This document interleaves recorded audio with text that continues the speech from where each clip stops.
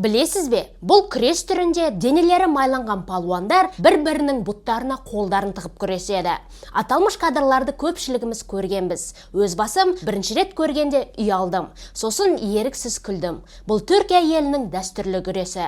Атауы яғлы күреш. Ережелері бойынша палуандар денелерін толығымен зәйтүн майымен майлау қажет. Ал шалбары бұзаудың терісінен жасалған былғарыдан болуы тиіс. Атауы кизбет. Күресу әдістерінде шектеу жоқ. Денелері майдан тайғанақ болғандықтан палуандар бір-бірінің бұттарына қол жүгірте береді.